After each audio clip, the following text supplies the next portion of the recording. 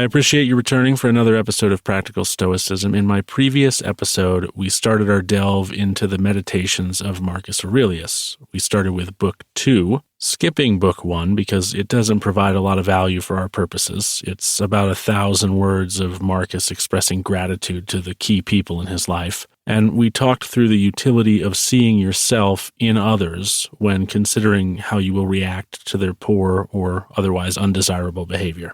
Today, we'll continue on to the next meditation of Book 2, which is worded as follows.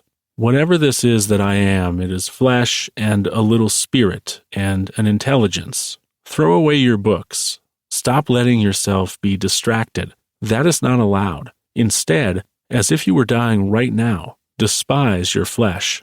A mass of blood, pieces of bone, a woven tangle of nerves, veins, and arteries. Consider what the spirit is.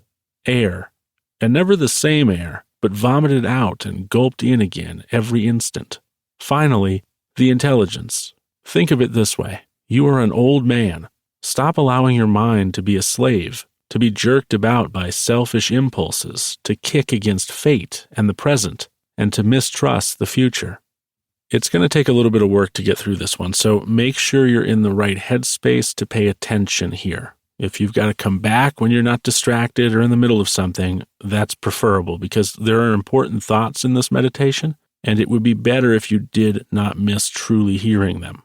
Whatever this is that I am, it is flesh and a little spirit and an intelligence. Throw away your books. Stop letting yourself be distracted. Whether you're a king, a queen, a pauper, a slave, or a regular fellow, like me, or you, probably, with a 9-to-5 job, you are physically nothing more than bone, blood, and breath. Distracting yourself from this truth causes you to get away from the heart of what is real. So, metaphorically, throw away your learning and your status, and remember that the things which make it possible for you to be conscious and alive are not your wealth or your knowledge. They are instead your blood and your breath and your mind. To lose track of this is to distance yourself from the ability to appreciate the delicate nature of it all, and is to bring you closer to living too fully in your illusions. Going back to the text, instead, as if you were dying right now, despise your flesh, a mess of blood, pieces of bone, a woven tangle of nerves, veins, and arteries.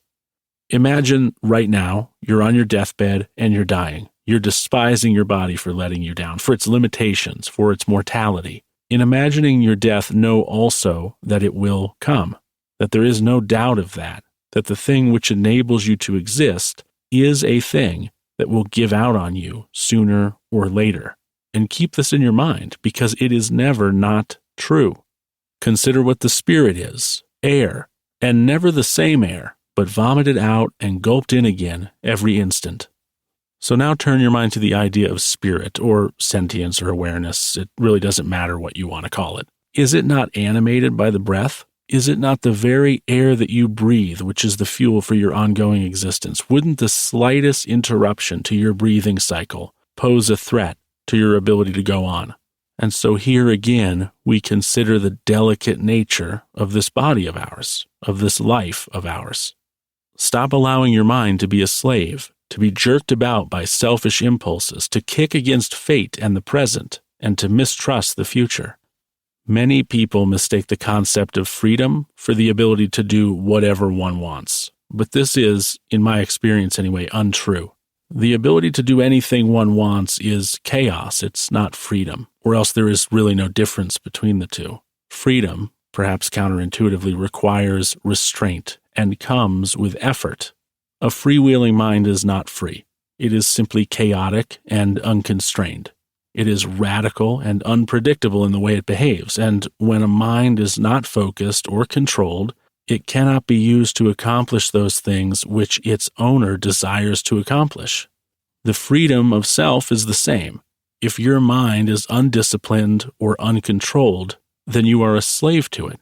It takes over, and you serve its chaotic whims. So to view the discipline or constraint of the mind, to view the focusing of the mind, as antithetical to freedom is to never be truly free. So then, in summation, and trying to extract the practical bits from this second meditation we've just read through. What Aurelius is saying here is to stop allowing your chaotic mind from preventing you from living a life of utility and purpose. These things, utility and purpose, do not exist naturally.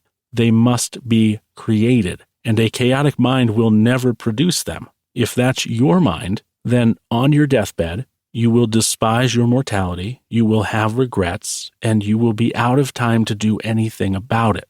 So don't live in a way that wastes your brief life. Put in the effort to discipline your mind. Thank you for listening to this episode of Practical Stoicism. I hope you've enjoyed it. If you have questions for me, feel free to send an email to tanner@tannerhelps.com and ask away. If you'd like to show your support for what I'm doing here, consider leaving a 5-star review on Apple Podcasts or on Spotify Podcasts. I would really appreciate that. Thank you again for listening, and until next time, take care.